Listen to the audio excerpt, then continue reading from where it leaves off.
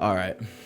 Okay, so today we're going to be taking a look at tilt, which is a bit of a trigger word in itself.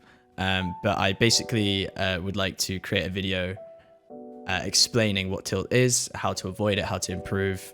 And this is also the first episode of my new series called Game Coach, where I will be creating different topic related videos, which have the ultimate goal of improving you as a player and making you become a better player and as fast as possible. So yeah, today's video is on tilt. Yeah, let's get into it. So for those who don't know, tilt is essentially the anger or frustration that you experience when things aren't going too well in game, or anything for that matter. He likes you. Nobody cares about if you choose a random kid, okay? You're a handicap. Okay.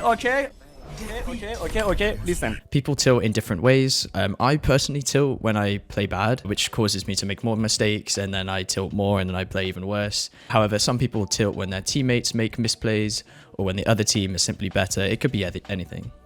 Whatever the cause of tilt, it's something every player wants to avoid, and I would like to go over some really effective ways which have been backed by research to help reduce the amount and frequency in which you might tilt. So the first way to reduce tilt is to limit how much you lose. Before you start playing, you should try and think how many L's you want to take before taking a break. For example, I usually stop playing or take a break after 3 losses in a row. I've chosen 3 because after the 4th or 5th loss, I start to notice a significant drop in my own performance, which would then usually tilt me more. So taking a break after a loss streak can help limit how much you lose and also stop yourself from tilting to the point of no return. Queuing for ranked while on a loss streak, also known as tilt queuing, can be pretty dangerous, as you will probably be somewhat tilted from the previous games, which have nothing to do with the one you're about to play, therefore making your performance drop and making it more likely for you to lose again. The thought process of wanting to just play that one extra game to get your SR back can be really dangerous, as you can fall right into a loophole of losses and end up losing way more than you originally thought. Another thing I tell people who specifically get tilted at their teammates is that you are the only consistent factor in every single game. Blaming or flaming, which is also just like roasting someone else, on your team is probably one of the best ways to lose a game. There are quite a few things fundamentally wrong with doing this. Firstly, when you blame someone else on your team for a misplay or them not doing what you want them to do, it's going to make them instantly defend themselves. It's a human nature, it's human instinct. If you're attacked, your first instinct is to defend or attack back. So in the context of a competitive game, this is like completely useless and distracting for not only the 2 or more players involved in arguing, but for the rest of the team that are also trying to listen for key gameplay audio cues but can't focus because you've got budget XQC screaming down the mic. Secondly, when you flame someone, they are likely to make more mistakes, as they might feel more pressure put on them to make less mistakes. Does that make sense? Players can often overthink to the point where they play worse. Now, if you take a step back, when you queue for a competitive match, you should want to win, right? So flaming your team will actively reduce the chances of you winning. It's that simple.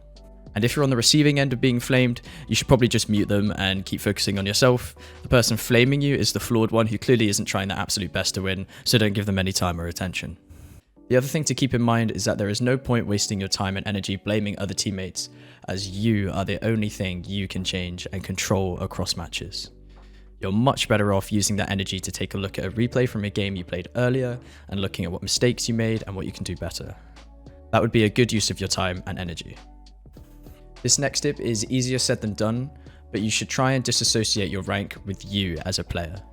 Rank really is just a number at the end of the day, and in a game like Overwatch, for example, it's possible to go from rank 200 to rank 400 in just a few games. So does it really mean anything? Caring about your rank is important, but caring too much is dangerous. There is already a lot going on in your brain that causes tilt. Maybe a teammate wasn't playing the hero you wanted them to, or you missed a game-winning shot, or something like that. But adding your digital number, or your skill rating, or rank to the list of things that tilt you is just going to make things worse. So try your best to forget about the digital number the game gives you and focus on improving. A side note I'd like to add specifically about the game I play, which is Overwatch, is that people like to claim that they're stuck in elo hell, and the matchmaking system is the reason they are the rank they are. And while some of this can ring true, the bottom line is that good players climb. Yes, everyone gets players who leave matches, or throw, or cheat, etc. This is unfortunately all part of the rank experience. But you already know that there is a possibility of this before you even queue, so it shouldn't be a surprise. Fundamentally, at the end of the day, you will climb if you are good. Stop making excuses. The final thing I'd like to go over in this video is your mood. So playing competitive matches when you're in a good mood is significantly better than when you're in a bad mood. Pretty straightforward. If you're feeling good before you start playing, you are more likely to be calm, make less mistakes, improve faster, and it will most likely take a lot longer for you to experience tilt. Playing a competitive match after a long day at work may not always be the best option. Remember, there are many ways to improve at a game that aren't playing it. If you feel like you want to still learn and improve, but don't have the energy to commit a few hours to competitive play, then you can do things such as VOD reviews, which are looking at replays of your game and focusing on your gameplay to see what you can improve on. You can also look up guides and resources online about your specific game to see if you might learn something from another player's perspective. So I hope you found something in this video useful. Quite a lot of stuff here is fairly obvious and straightforward, but it needs to be reiterated, and you know it now. You've watched the video. It's sort of up to you to implement what I've said here. It's easier to start implementing one thing at a time. So if you're quite a toxic person in game, try and tone that down a bit. That's a good place to start, and then you can work through the different points I've made in this video to try and improve you as a teammate and as a player. Again, if you found this video useful, please consider subscribing and dropping a like. And if you have any questions, feel free to drop them in the comments below, or you can ask me live at twitch.tv/I'mLunar whenever I'm live. So thank you again for watching. Take care. I'll see you soon.